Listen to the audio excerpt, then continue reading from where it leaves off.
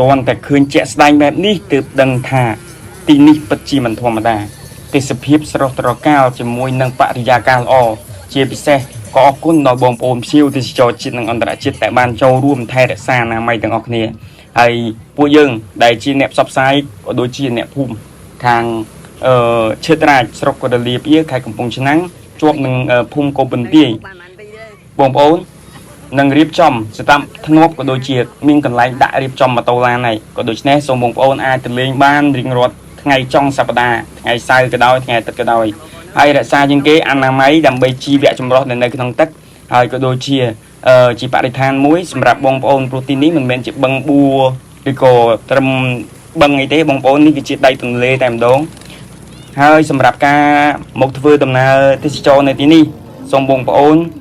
យកឡានប្រភេទឡានគ្រួសារ pick up មកបានហើយកុំឲ្យជិះឡានធំមកអីបងប្អូនគឺមានការចង្អៀតហើយបន្តិចទៀតនេះខាងភូមិឃុំពួកគាត់នឹងរៀបចំសម្ដាប់ធ្នាប់ឲ្យអ្នកលក់នឹងមានការរៀបចំរបៀបការបោះចោលកាកសំណល់ក៏ដូចជាមានការរៀបចំកន្លែងដាក់ម៉ូតូឬក៏ដាក់ឡានមិនឲ្យបងប្អូនចង្អៀតដូចក្នុងថ្ងៃទី12នេះទេ12ទៀតទេហើយក៏ដូច្នេះ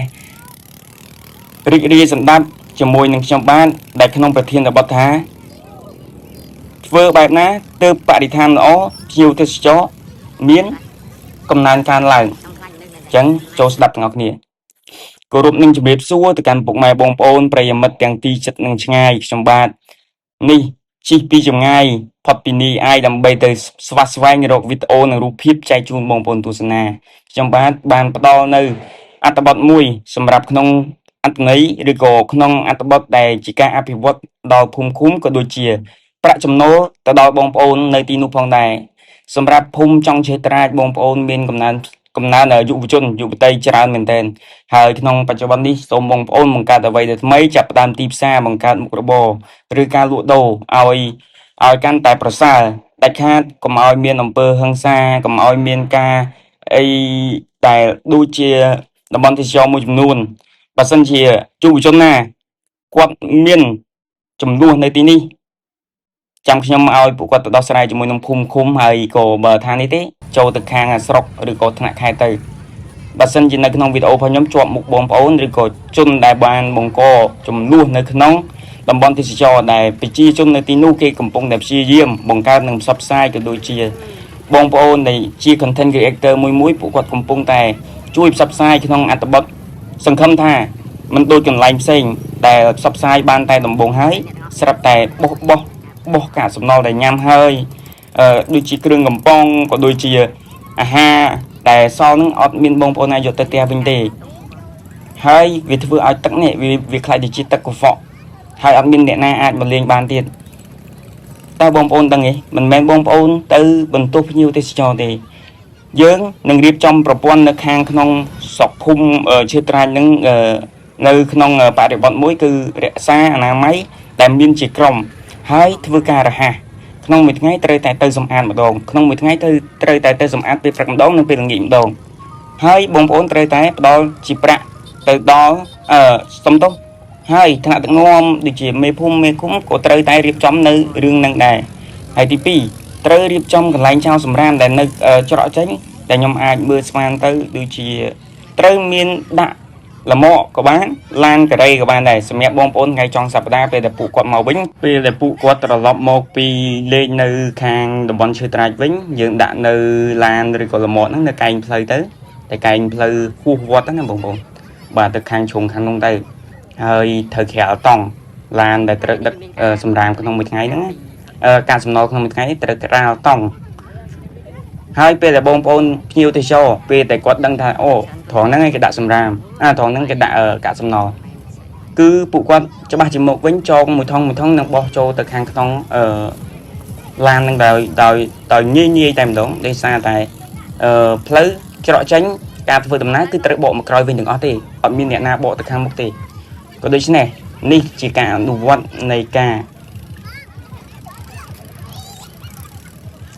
គ្រឹះការអនុវត្តនៃគ្រឹះតែអាច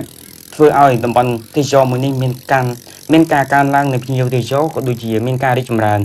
ទី2ត្រូវរក្សាសណ្ដាប់ធ្នាប់ទៅលើបងប្អូនដែលជាអ្នកលក់ដូរអត់អាចឲ្យបងប្អូនលក់ខាងឆ្វេងផងខាងស្ដាំផងខាងមុខផងខាងក្រោយផងចេះតែជីកត្បល់មកផងអត់ទេខ្ញុំជឿថាបងប្អូនក៏យល់ដូចខ្ញុំដែរខ្ញុំមានយោបល់មួយសូមឲ្យបងប្អូនលក់នៅតែខាងស្ដាំផ្លូវបានហើយបើខាងឆ្វេងឲ្យចំខាងស្ដាំឲ្យចំហើយក្នុងម្នាក់ត្រូវលក់បងពុនឲ្យរត់ផងដែរនោះហើយទៅជាជីគោលណាបងប្អូនជីគោលនៃតម្លៃជីគោលនៃតំបន់ហើយក៏ជាប្រសិទ្ធភាពមួយដ៏ល្អសម្រាប់បងប្អូនអាចទប់ស្កាត់ជាមួយនឹងបញ្ហាសម្រាមក្នុងម្នាក់យើងត្រូវរៀបចំម៉ែត្រឲ្យគាត់ក្នុងម្នាក់ឥឡូវអាចមានសិទ្ធិលក់បាន5ម៉ែត្រអាចមានទីតាំងអង្គុយសម្រាប់លក់ដូរភេសជ្ជៈក៏ដូចជាអាហារគ្រឿងក្លែមហ្នឹងពេលដែលបងប្អូនលក់ដូររួចបងប្អូនត្រូវតែមានទំនួលខុសត្រូវក្នុងការសម្អាតនិងរក្សាអនាម័យជាដាច់ខាតมันអាចឲ្យដើរចេញ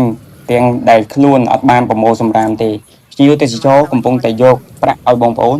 សូមបងប្អូនធ្វើជាអ្នករក្សានិងធ្វើជាម្ចាស់ផ្ទះដល់មានប្រសិទ្ធភាពក៏ដូចជាមានអនាម័យល្អជូនភ្ញៀវទេសចរ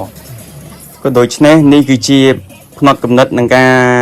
លើកឡើងរបស់ខ្ញុំបាទដែលជា admin page ឈ្មោះបញ្ញាខ្វិកឬក៏បញ្ញាខ្វិកបានន័យថារហ័សប៉ុន្តែខ្ញុំបដូរពីអក្សរ I ទៅជាអក្សរ L នេះគ្រាន់តែជាផ្នត់គំនិតរបស់ខ្ញុំទេហើយសង្ឃឹមថាទីតាំងមួយនេះកាន់តែចម្រើនក៏ដូចជាអាចងាយស្រួលក្នុងការរកប្រាក់ចំណូលជូនទៅដល់